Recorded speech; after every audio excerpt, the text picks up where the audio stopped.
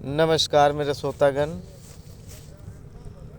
आइए वास्तु सागर में आपका स्वागत है।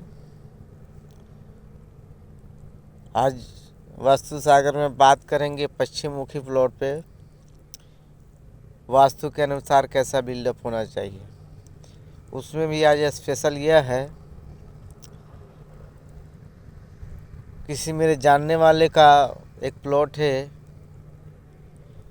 30x12 का, जो वेस्ट फेस को मिलता है। वो फेस है 12 फीट और साउथ से लेकर ईस्ट तक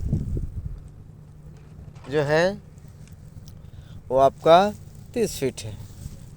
काफ़ी ही छोटा प्लॉट है, उससे हम बात करते हैं। मित्र श्रोतागण, इंसान जो है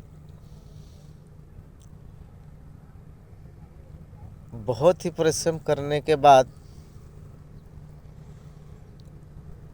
कोई प्लॉट लेता है। बड़ा पैसे वाला है तो एक बड़ा प्लॉट लेगा, छोटे पैसे वाला एक छोटा प्लॉट लेगा, लेकिन लेता है। लेकिन जो प्लॉट लेता है उसको मालूम है हमने कितना कुछ किया है, तो जाके ये प्लॉट मेरे हाथ लगा है। तो प्लॉट आप ले लिया, इसमें कोई गुनाह नहीं किया है। चाहे वो वेस्ट फेसिंग हो, साउथ फेसिंग हो, नॉर्थ फेसिंग हो और ईस्ट फेसिंग हो। गुनाह अब करेंगे आप। गुनाह ये करेंगे कि आप इंजीनियरिंग के हिसाब से उसमें बिल्डअप करेंगे। अब इंजीनियरिंग तो वो ये चीज़ को दर्शाएगा कि सूटेबल कौन चीज़ कहाँ पे हमको इजीली कम स्पेस में ज़्यादा बेनिफिट मिल रहा है, वो देखता है। उसे प्राकृतिक का नेचर के बारे में मालूम नहीं है। अगर ऐसा ही होता रहे तो बहुत ही आगे चल के तकलीफ़ होगा, क्योंकि हमने जो बीमारी का नाम नहीं भी सुना था आज के डेट में वो भी है। ये सब क्यों? क्योंकि हम प्रकृति के अनुकूल यानी कि विपरीत दिशा में जा रहे हैं। सबको पता है वायु से हर चीज़ जीवित होता है, लेकिन वायु का उपयोग अब बिल्डअप में क्यों नहीं करते हैं?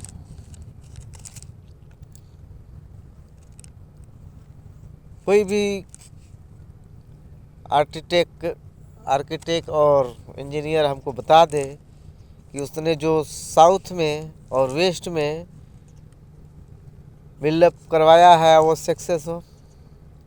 हाँ, हॉस्पिटल सक्सेस हो सकता है, क्योंकि हॉस्पिटल का काम कुछ अलग होता है।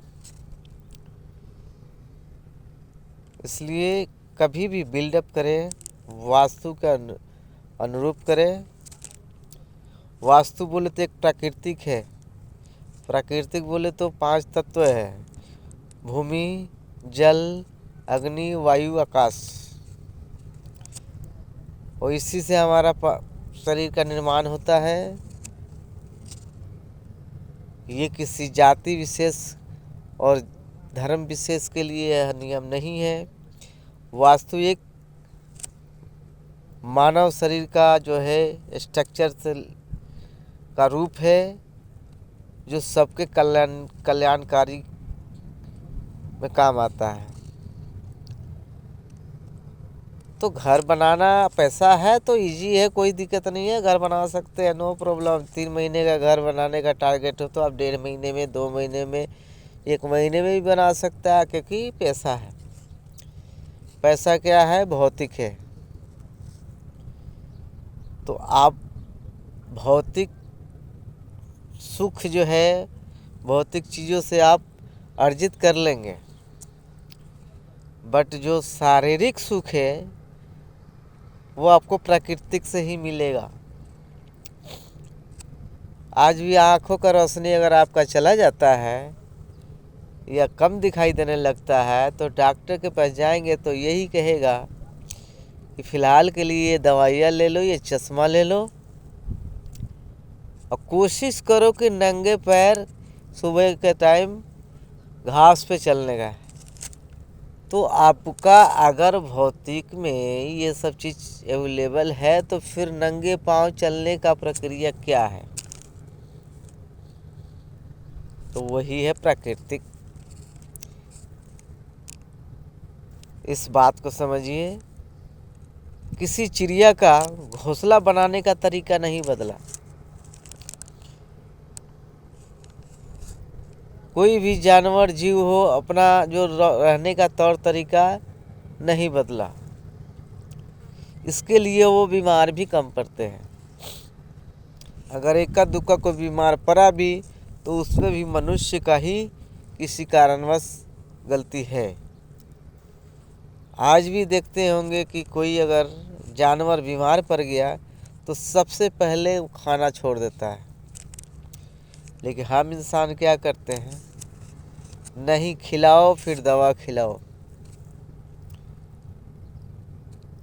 और लास्ट में आपको डॉक्टर का क्या है, डॉक्टर उनको तो रेमनी आपसे लेना है, पैसा लेना है, वो कुछ भी बताएंगे।